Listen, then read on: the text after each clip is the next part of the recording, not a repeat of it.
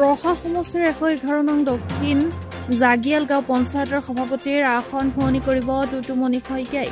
111 নং দক্ষিণ জাগিয়ালগাঁও পঞ্চায়তৰ নৱনিৰ্বাচিত সভাপতিৰ দায়িত্ব অৰ্পণ কৰাৰ পাছত টুটুমণি শইকীয়াই পঞ্চায়তৰ লগতে সকলো ৰাইজক অভিনন্দন আৰু কৃতজ্ঞতা জ্ঞাপন কৰি সংবাদমহলক জানিবলৈ দিয়ে যে আগন্তুক দিনত পঞ্চায়তৰ সকলো ৰাইজৰ সুবিধা অসুবিধা মন কৰি ৰাইজক সেৱা কৰাৰ মানসেৰে প্ৰতিশ্ৰুতিবদ্ধ বুলি জানিবলৈ দিয়ে। লগতে তেওঁ কয়, ৰাইজৰ প্ৰতিনিধি হিচাপে ৰাইজৰ অভাৱ অভিযোগ তেওঁ নিজৰ দায়িত্ব সুচাৰুৰূপে পালন কৰিব।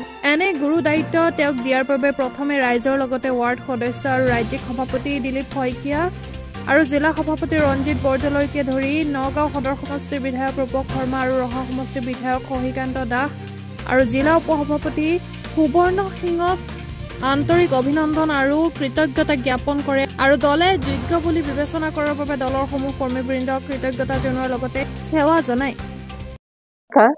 মই 111 নং দক্ষিণ জাগিয়াল গাঁও পঞ্চায়তৰ সভানেত্ৰী টুটুমণি শইকীয়া।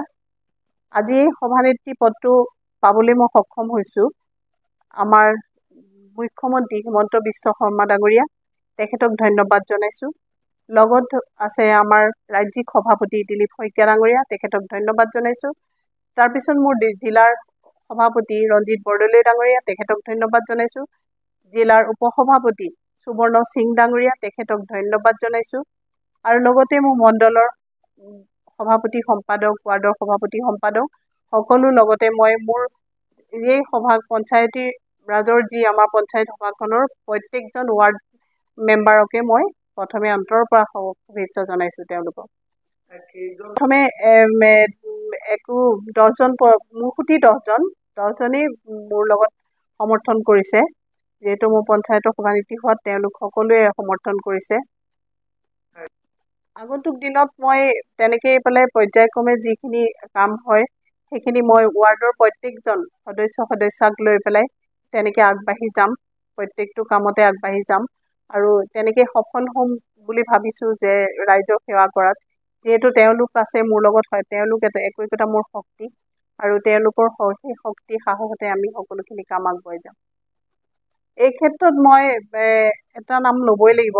যিহেতু আমাৰ বিধায়ক মহোদয়, সদৰ সমষ্টি বিধায়ক মহোদয় ৰূপক শৰ্মা ডাঙৰীয়া আৰু আমাৰ ৰহা সমষ্টি বিধায়ক মহোদয় শশীকান্ত দাস ডাঙৰীয়া, লগতে মোৰ ভাতৃ, মোৰ দাদা আৰু অতিকৈ মোৰ শ্ৰদ্ধাৰ সুবৰ্ণ সিং ডাঙৰীয়া, তেখেতলোকৰ দিহা পৰামৰ্শ লৈ মই প্ৰত্যেকটো কাম পঞ্চায়তত হ'বলগীয়া প্ৰত্যেকটো কামত আগবাঢ়ি যোৱাত সহায় পাম বুলি মোৰ গভীৰ বিশ্বাস আছে। যিহেতু এই সকল ব্যক্তি মোৰ লগত আছে, মোৰ সাহস, মোৰ শক্তি। গতিকে হওক ৰেচন কাৰ্ডেই হওক, অৰুণোদয় হওক বা আৱাস গৃহই হওক, এই প্ৰত্যেকটো কাম কৰিবলৈ যাওঁতে মই তেখেতলোকৰ পৰা দিহা পৰামৰ্শ ল'ম। এই ক্ষেত্ৰত মই যিখিনি আমাৰ কৰ্মী আছে, ৱাৰ্ডৰ প্ৰতিনিধি আছে, প্ৰত্যেকজন 10টা ৱাৰ্ডৰ প্ৰতিনিধিসকল আছে আৰু ৱাৰ্ডৰ মোৰ ৱাৰ্ড সভাপতিসকল আছে, পথৰ সভাপতিসকল আছে আৰু সমূহ ৰাইজ আছে। এই ৰাইজসকলক মই লগত ৰাখি হাতে হাত মিলাই আৰু তেওঁলোকৰ সুদিহা পৰামৰ্শ লৈ মই পঞ্চায়তটোত আগবাঢ়ি যোৱাৰ প্ৰতিশ্ৰুতি দিছোঁ।